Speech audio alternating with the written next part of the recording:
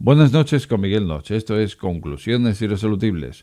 ¿Qué tal si le damos un repaso al terraplanismo? No me he vuelto terraplanista, pero puede ser interesante. Conclusiones Irresolubles con Miguel Noche. Ayer vi en la tele, de las pocas veces que la veo, a Iñaki Gabilondo. Por si eres fuera de España, te voy a decir que es un periodista de este país que, aunque tiene sus años, pero sigue conservando esa frescura y esa elocuencia de los viejos tiempos.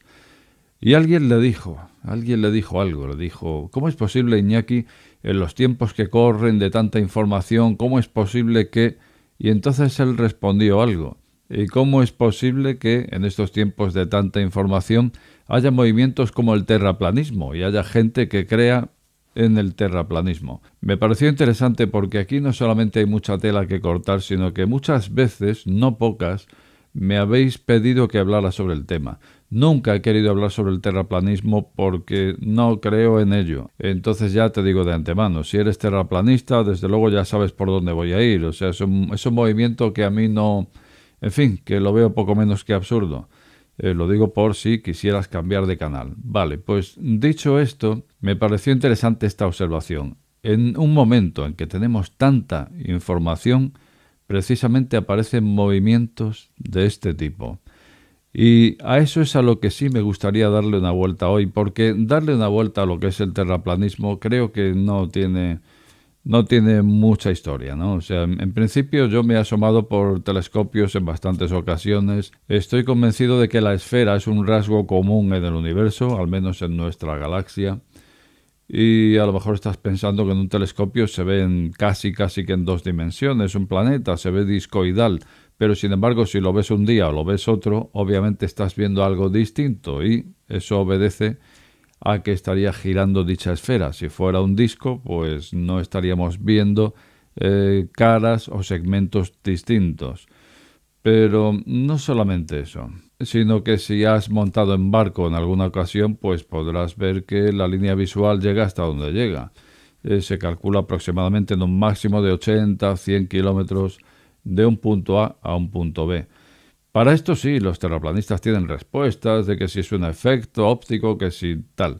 Pero el efecto óptico, digamos que sería susceptible a la vista, por ejemplo.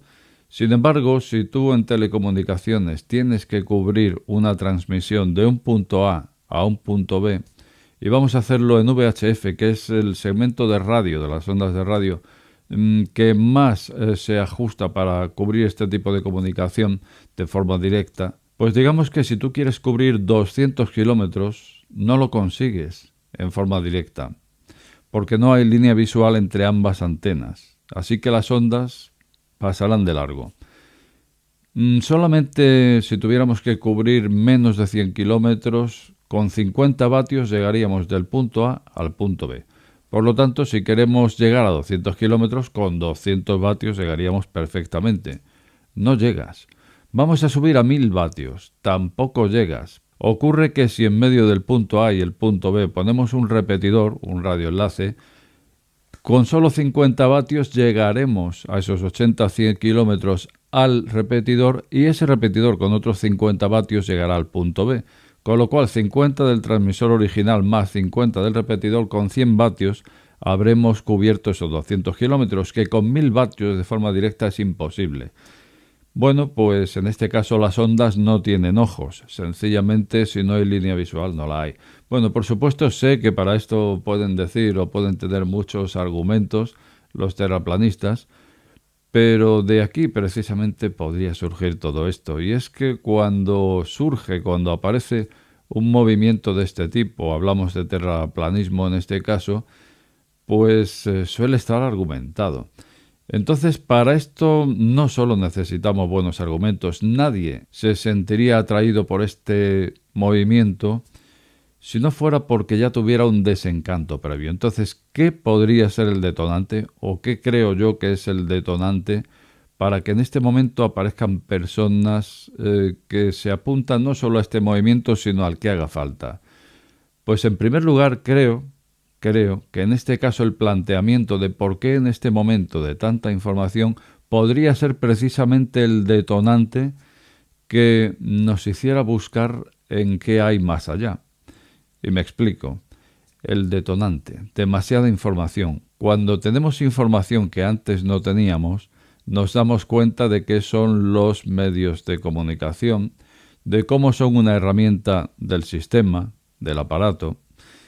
Y es aquí cuando empiezas a desconfiar de dichos medios, sobre todo cuando tú conoces cualquier tema, me da igual uno que otro. Tú conoces un tema, lo dominas, y cuando ves que en televisión se habla de ese tema, ves lo lejos que han pasado de él. Bueno, pues cuando empiezas a ver que no hay que fiarse demasiado de lo que te cuente la caja tonta, entonces es cuando empiezas a buscar alternativas. Y entonces es cuando llegas a medios alternativos de comunicación.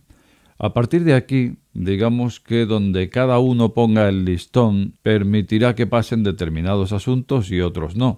Pero a lo mejor ese listón está muy alto y te pasa todo por ahí porque sencillamente dices, no estoy en el medio oficial, ya me puedo creer todo lo que se cuente aquí. O no, o sencillamente no me lo creo, pero voy a dedicar muchas horas a ver de qué va esto. Y claro, si te metes demasiado tiempo en algo, desde luego siempre va a haber suficiente argumentación, por ejemplo, en el asunto del terraplanismo. Te voy a poner un ejemplo de algo que podría ser absurdo, pero sin embargo se podría argumentar. Y sería el siguiente. ¿Qué es un espejo? Pues, amigo mío, un espejo es la prueba de cómo existen varios universos paralelos. Hay un antiuniverso que es la antítesis de este universo y precisamente aparecen en él la antítesis de cada persona, incluida la de ti mismo. ¿Por qué crees que cuando te miras a un espejo levantas la mano derecha y, amigo mío, es la mano izquierda la que levanta el del espejo, pero es que el reloj aparece en su mano derecha? Y esto solo tiene una explicación. No son imágenes de este universo las que tú estás viendo, sino las del antiuniverso. Es tu antítesis la que estás viendo en el espejo. Bueno, digamos que así de buenas a primeras todavía tienes esas barreras que dices no. Pero supongamos que pasas horas y horas escuchando argumentación al respecto. Y supongamos que, bueno, yo estuviera más fresco y me sacara más argumentos para poder adornar todo esto. Al final sería para pensárselo. Así que, de esta forma, podemos llegar a la conclusión de que eso mismo a lo que aludíamos al principio, cómo es posible que en un momento de tanta información, sería precisamente ese exceso de información el que nos hubiera llevado a buscar alternativas. Desde luego, cuando empiezas a enterarte de cosas dentro del establishment y cosas que llegas a ellas debido a esta información que tenemos ahora, por ejemplo, la salud. ¿Dónde tenemos nuestra salud? Pues en una industria privada. Hay quien hace de esto una conspiración, ¿no? Sin embargo, aquí yo no hablaría de conspiraciones ni nada parecido. Hablaría de que el error está en dejar la salud en manos de una industria privada. Sencillamente, en cualquiera de estos asuntos alternativos, o estábamos hablando del terraplanismo, volvamos a ese terraplanismo. Aparecería una segunda cuestión y es ¿quién detona estas alternativas, tales como el terraplanismo? Porque te digo una cosa, ¿no podría tratarse quizá de un caballo de Troya? Imagínate que el sistema, ese sistema que utilizaba como herramienta los medios de comunicación, se empieza a quedar sin herramientas, porque la gente se va a medios alternativos. Bueno, pues esos medios están al alcance de cualquiera. ¿Por qué no podría yo entrar ahí para ridiculizar esas medidas alternativas? Sería el caballo de Troya perfecto, porque resulta que huyen de mi medio, de mi herramienta, me voy a la herramienta alternativa, meto el caballo de Troya y voilà, ya lo tenemos. Y precisamente ha entrado hasta la cocina. ¿Por qué? Porque no estaban los medios oficiales. Pero sí, cuidado con eso. ¿Quién detona este tipo de movimientos tales como el terraplanismo? Para terminar, se me ocurre un nombre. Mike el Loco, o Loco Mike. Hace 4 o 5 años que murió este hombre. un conocido terraplanista de los Estados Unidos y aficionado a hacer cohetes. Le gustaba hacer cohetes a Mike el Loco. Cohetes que, según él, cada vez le llevarían más alto hasta llegar a una altura donde podría ver la curvatura de la Tierra o no. Entonces trataba de demostrar, precisamente filmando con su cámara, si se veía la curvatura de la Tierra o no se veía. Llegó un momento en que, este hombre se metió varios leñazos con sus cohetes. Cuando caía se sacudía el polvo y decía, esta noche podré cenar con mis gatos. Fantástico. Eso era todo lo que le importaba. Pero ocurrió algo fatídico, y es que en el último de sus vuelos en cohete vio cómo, según ascendía, el paracaídas con el que tenía que descender se desligaba, se desprendía de la nave. A partir de ahí, él ya sabía que no tenía retorno. Pues aquel día moría Loco Mike en una de sus cruzadas en el cohete que más alto lo llevó. Y en este momento en que habían enterrado a Mike el Loco, creo que fue su manager, alguien que le conocía muy bien, desde luego, dijo lo siguiente: Mike el Loco no estaba tan loco. No era terraplanista. Sin embargo, sí supo aprovecharse de este movimiento para poder financiar sus cohetes, los cuales le hicieron muy feliz, y esto es lo que había detrás de esta cruzada de Loco Mike. Poder fabricar esos cohetes que tanto le gustaban, donde luego se subía y podía ver este absurdo planeta desde un poco más alto. Pues eso fue lo que dijo al final una persona que le conocía muy bien. Ni siquiera el Loco Mike era terraplanista, pero sí que le sirvió para poder financiar su hobby. Pues esto es lo que había visto ayer, y creo que con esto nos quitamos una espinita que me habíais pedido mucho tiempo atrás, que opinara sobre el terraplanismo. Pues no tengo que decir mucho más, no creo en absoluto.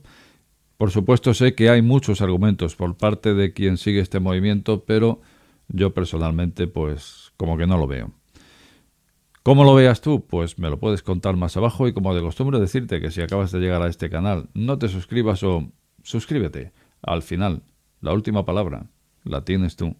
Buenas noches con Miguel Noche. Este programa está sujeto a posibles correcciones. De ser así, estas serán publicadas en la descripción del mismo.